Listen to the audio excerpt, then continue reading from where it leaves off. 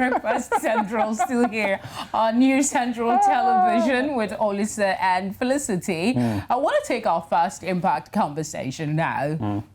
All right, indeed. All right, enough of the laughter and the jokes, but they'll still continue much later on the program, we promise. Now, the Republic of Congo went to the polls yesterday, Sunday, to elect a new president, and there's reports, you have to say, that the election was boycotted by the main opposition party and attacked by critics as towards incumbent leader Denis Sassou-Nguesso. Now, there was heavy security presence on the streets of Brazzaville as voters cast their ballots. Now, access to the internet and social media was cut off hours before polls opened at 7 a.m., I beg your pardon, but phone calls and text messages were not down as they were in 2016.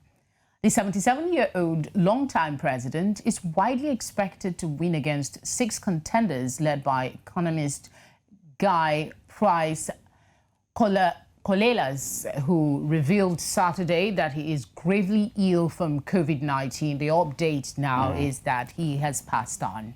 Sadly so. Now, advance voting for the military ended on Wednesday, which is March 17, to ensure security on the polling day. Now, results are expected in 2 or 3 days, and the president of Congo is elected for a 5-year term with absolute majority, and a second round between the 2 candidates with the highest votes needed if no candidate obtains absolute majority in the first round.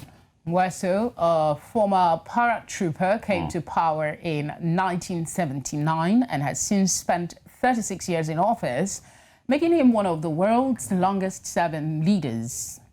And the latest news coming in says that the leaders of the opposition party in the country we just mentioned has passed on due to complications from coronavirus. Well, joining us this morning on Breakfast Central to really break this all down is political analyst and executive director of the National Congress for Democracy, Dr. Mayabe Talema. Well, Dr. Mayabe, good morning to you.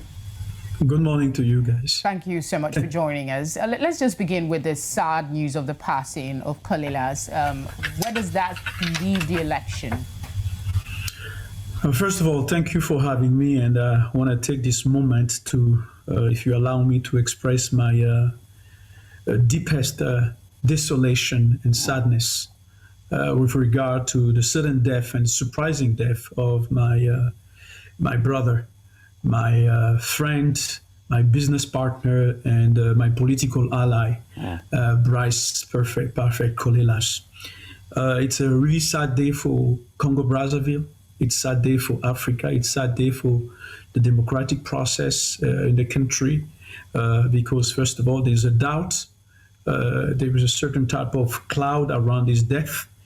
People are talking about COVID, but not too long ago, a few days before the election, the deputy prime minister of the country, Firmin Ayassa, came on tape and threatened Mr. Perfect Kolelas. And so in the country where there's been death, political death, people who have been killed because of their political views, it's a very suspicious death for most of us. It could be the COVID, but it may not be. But for Congolese people, I'm sure they are very concerned of the conditions which Mr. Bryce Perfect Kolelas died, and they are very suspicious of that. Well, before now, there was a video circulating, we can't independently confirm, of him saying that he is unwell, he's battling to save his life. I'm just paraphrasing, and that people should go out and vote. And prior to that, we also know he spoke to the press and said he felt like he had malaria. So doesn't that allay some of your concerns? Is there something beyond that that the public might not be aware of? Well, as I said, I'm sure those were some of the pain that he was having, that he was expressing, but we do not know, where they came from. Was it really COVID? We don't know. But in the country where political assassination has been ruling, it's not very surprising that people would necessarily go there to think that the power in place would assassinate a guy who basically would have won this election if it was a fair and free election, and who was actually among the two candidate who went to the second round of the presidential election in 2016.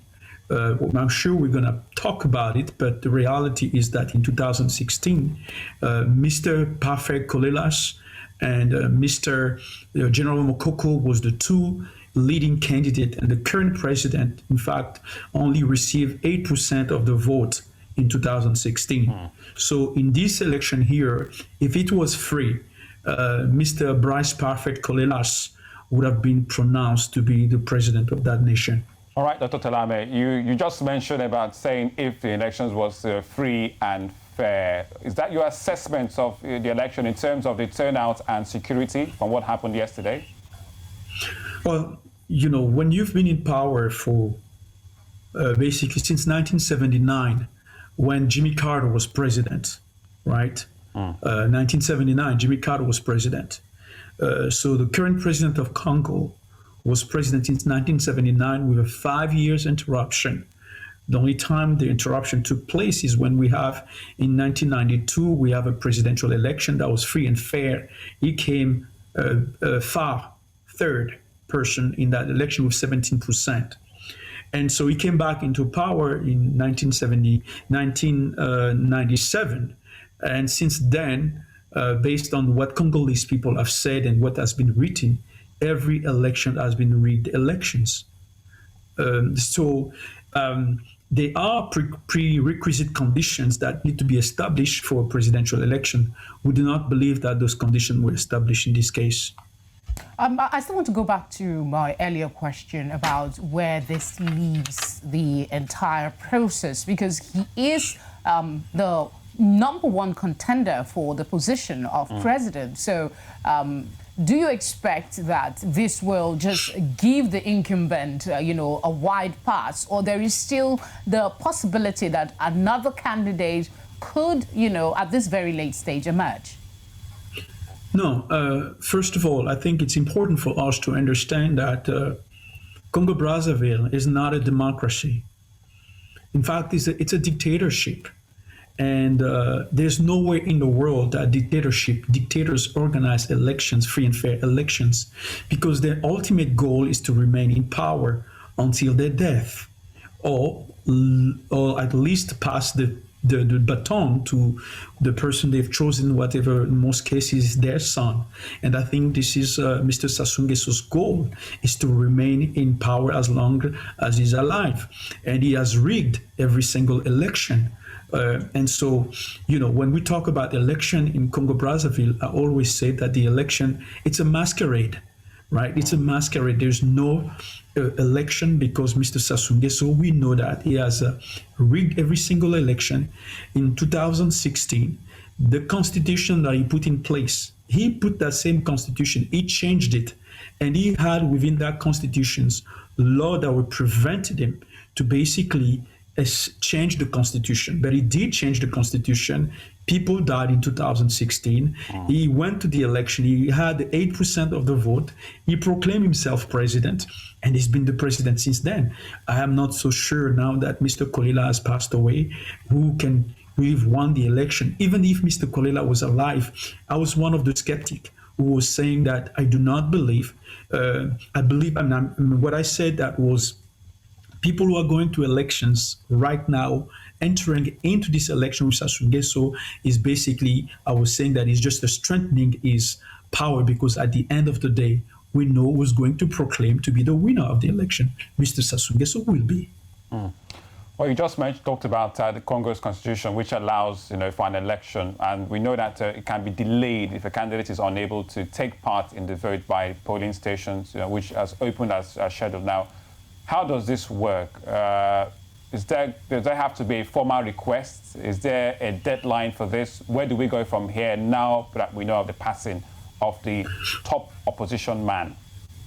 Well, the reality that the Constitution states in Article 70 that when a candidate is incapacitated or he died, they're supposed to basically nullify the elections. the reality is that here, even before we talk about the election itself, there is a certain type of conditions, prerequisite that need to have been established by the government. The government has responsibilities to organize free and fair elections. Those conditions were not met, right? Part of the condition that were not met, for instance, establishing an effective and impartial, non-discriminatory procedure of the organization for the voters was not established. The census was not done. Not too long ago, there was a war in Congo-Brazzaville 4 or 5 years ago. People died. The census was not done. To ensure registration of voters, updating electoral rolls and balloting procedures, none of that was done. And usually they invite national and international observers to be part of the election. None of it was done. To ensure the integrity of the balloting, right? For instance, in this case here, 2 days before the election, the military and the armed forces voted for this election. And those ballots were kept in some private and secret place by Sassou's people. What happened in that time? Stuffing of the balloting boxes. Stuffed of the balloting boxes. I mean, it's so. Well, what I'm simply saying that. Do you have proof of that, Mayabe Talema? Do you have proof? Because as it stands, it's a bit alleged from this. Yeah, I understand. Well, the proof, I cannot certainly provide proof to you, but there are people of the campaign, whatever is Parfait Kolela's chief of campaign for this presidential election, and other members of this campaign have complained about it. They've expressed their concern about the fact that the military voted 2 days before, and those ballots were kept at a certain place. And then, even though beside that point, we also have instances where the people who didn't actually were alive were also counted into this balloting. This process is not very surprising. Countries that do not have democratic processes function this way, so it's not surprising for us. Let me interject and just, we know there's a lot not right with the process there. We'll come to talk about the shutdown of the internet, which is one of the things that rights group are kicking against. But first, I want to get your thoughts on the prevailing sentiment among the people at this time, especially with the passing of the opposition main candidate. Well, people will be upset, right? They're upset because, first of all, you go into an election, you're becoming a president of election. You've been a president of that country, of a small country of 5 million inhabitants, that has a third oil producing country in sub-Saharan Africa. Nigeria, Angola, and Congo-Brazzaville is among the lead country that produces oil. 5 million inhabitants of that country. Billions of dollars between 2010 and 2010.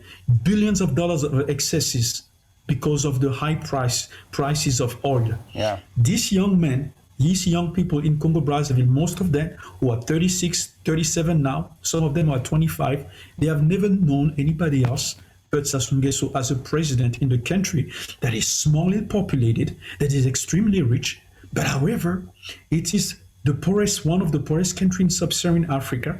People live less than $1 per day, right? The country has been bankrupt. Right now, the country is with a program with the IMF. In 2010, the country entered into a staff monitored program so that it could be eligible for a reduction of its debt. In 2010, the country received a $5 billion debt reduction. However, in 2016, the country presented a 120% debt of its GDP. So my point is that there's no job in that country. There's over 60%, 70% of the unemployment.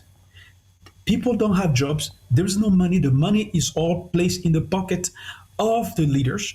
There are billions of dollars who have disappeared. I'm sorry, I'm talking. Let me stop there. So what I'm simply saying is that people want a change Congolese people want to go on the street and want to change within an oppressive government that has been mediocre, despicable in terms of its result. Dr. Miabe, we expect the results in about 2 or 3 days' time. Just like you talked about Denis Nguesso, who is the incumbent, is one of the longest-serving presidents in Africa, 36 years, just like you pointed out. Is it a case, but if the outcome comes out, are we looking at a lifetime president perhaps for Congo? Is that what you perceive now going forward? Yes, I think that's exactly what he wants. You have to also understand that Mr. Sassou-Nguesso, when he changed his constitution in 2016, he has placed conditions within that constitution that will prevent anyone within the country that comes after to basically take him to court or take him to international court. Okay. So that clearly states that this person is afraid of all the crime that he has committed and is trying to basically prevent himself from facing justice or international justice. Thank you so much, Dr. Miabe Talema, who's the Executive Director of National Congress for Democracy, for joining us right here on Breakfast Central. And if you allow me, please let me say one last thing. In 30 seconds, if you please. We're out of time. I know people from Nigeria are listening to us, to me. What I'm simply saying that young people of Africa, young people of Nigeria, Africa isn't changing. We're going to be the youngest population in the world. 75% of less than 25, those who are going to be less than 25 in 2050 will be from Africa. If we don't want our leaders, responsible leaders, Africa is going to be in crisis. So I'm encouraging that what is taking place in Congo, people in Nigeria, people in Senegal, we have to be our brother keepers. And that's my last message I want to share with you. Oh, well spoken. Thank you so much. Well spoken. Thank you very much for joining us on the program. Thank you for having me, sir. All right.